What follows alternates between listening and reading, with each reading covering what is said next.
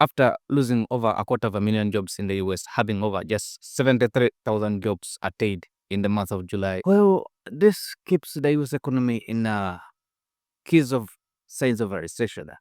Like it or not, let's try to understand how the US economy stand and where is it heading to.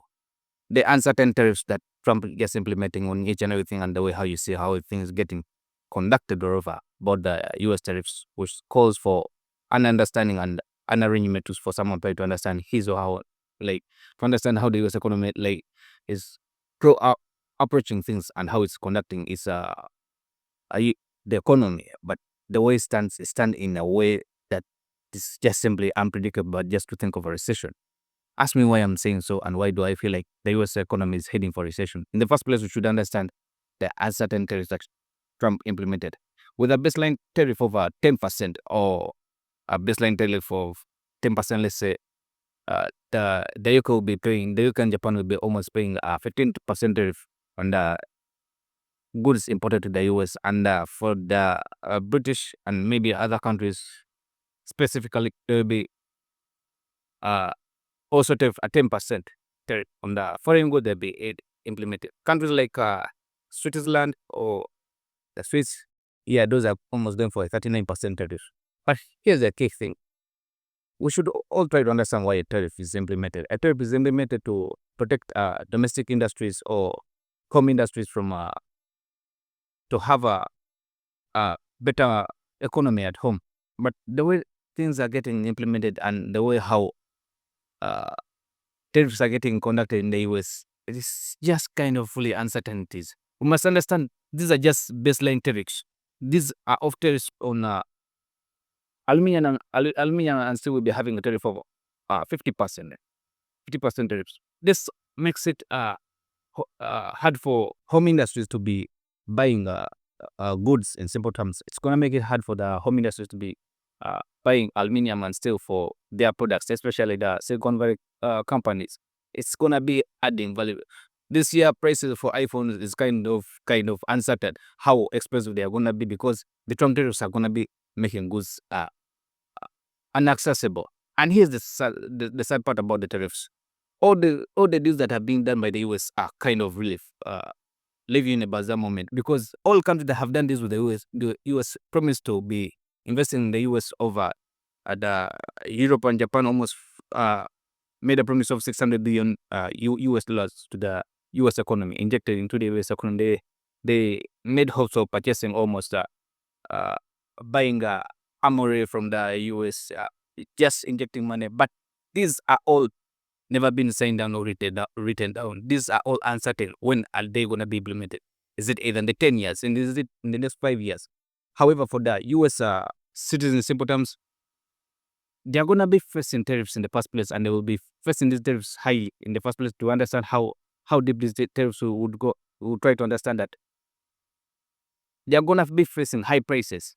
Okay, high prices for the good they will be purchasing from the from the foreign countries.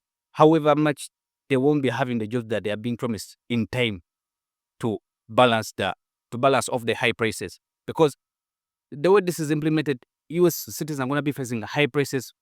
This is going to be conducting one more thing that many of us should understand. Consumer price confidence is going to be pulling off. When you try to look at the consumer confidence of it has been plummeting. Okay, if you look at the consumer price index, when did you last see it at 3%? It went down, actually went down. Today it's ranging around 2.6, 2.7. Yeah, they might say it's doing better, but it did better than that before.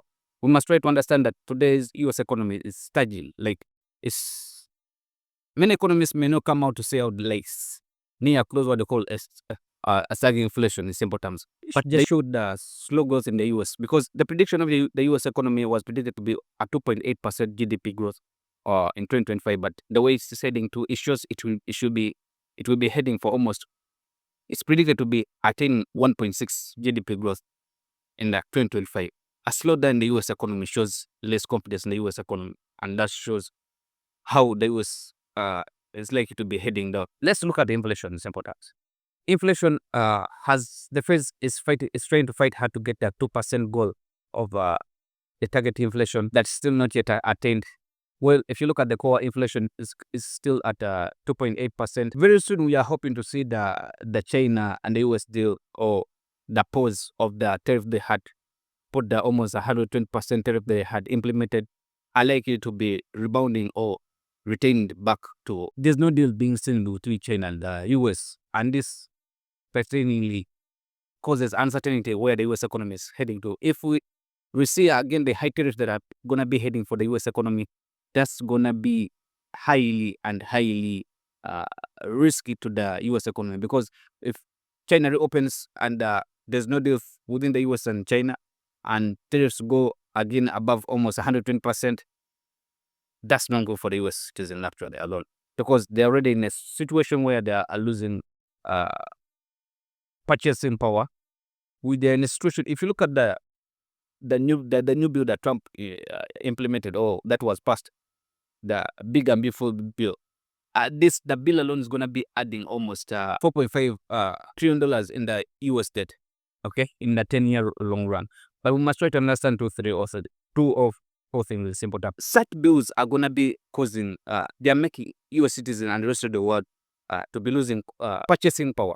When I say purchasing, when I say that you're losing your purchasing power, it means that you're gonna be, the money that you're having is gonna be getting inflated. It loses value over time. The more the government tends to print money out of thin air, there's more money getting lost. This has led to investor to be in a mode of failing to buy treasuries. Today, almost 33 countries that are holding the US. But today, almost 33% of the US debt is holded by foreign countries, and these foreign countries are moving off the US dollar, actually buying things like gold, because today gold almost went up $3,400 per ounce, and that indicates safety flights. In simple terms, investors are trying to keep their money in safety mode as much as possible, because they know fiat currency is losing it, and is losing it faster. To understand this, we must look at the US credit debt. The credit debt, that's almost like the citizen, I would call it the citizenship credit, is almost 1.2 trillion. Okay, and the corporate debt is almost for 2.8 trillion. This has played a big role that has kept investors in a state where they are not sure where it's gonna stop. This is a trend that's not likely to stop, because to understand how this goes, we must understand that this means that the US economy and the treasury bonds keep investors in a scary mode, that they're not sure if the US will ever be able to pay back. Yes, US bonds are seen as or treasuries are seen as safe assets, but Moody came back a few months or a few weeks ago and rated it down from the triple A's to a double A. In simple, meaning that the Moody lost at least a point of confidence from the US economy. To those who don't understand what's taking place, we must understand that the way we see how they are launching the stable coins, these are best ways to try to attract investors to buying again treasury bonds. These are best way to implement treasury bonds indirectly to anyone who's going to be using the stable coins. This is the best way how the US economy is going to be just trying to show up that you can do, the US economy is doing good, but they're not taking appliance at the US debt that's almost $37 trillion, the unstoppable trend that we don't know where it's going to be heading to.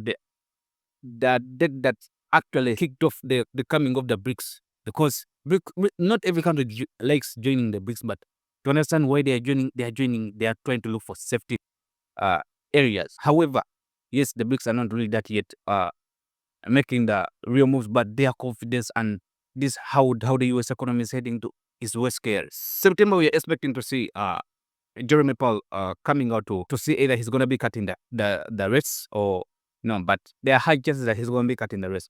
Today's inflation of the US has been almost playing around 2.7% inflation, but we must try to understand that when the tariffs begin, or the uncertainty, if the deals fail, let's say the China-US deal fails, inflation is highly to go high, and this is going to leave consumers or the US citizen losing their purchasing power, other than bailing back to living a nano life. In simple terms, like they're gonna cut their expenditure more because things are gonna go way high.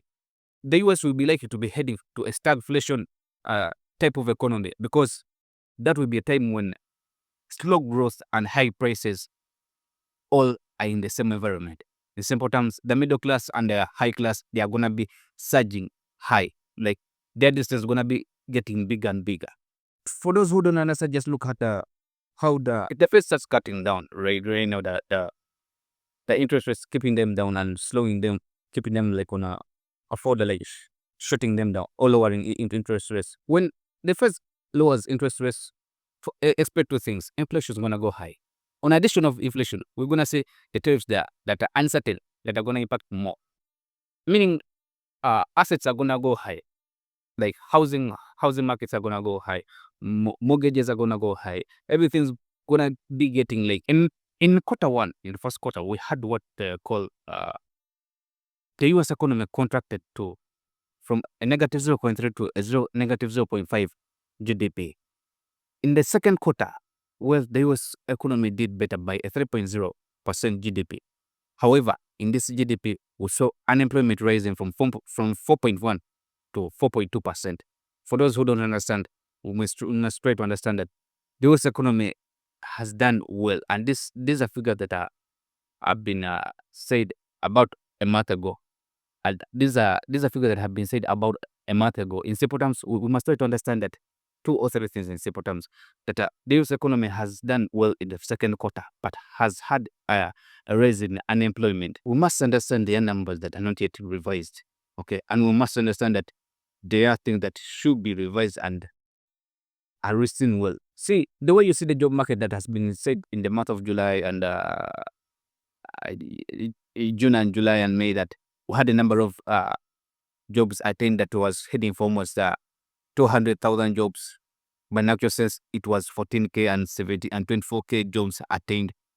These numbers have to be revised and take notes. The not all numbers that you're seeing that are the actual numbers.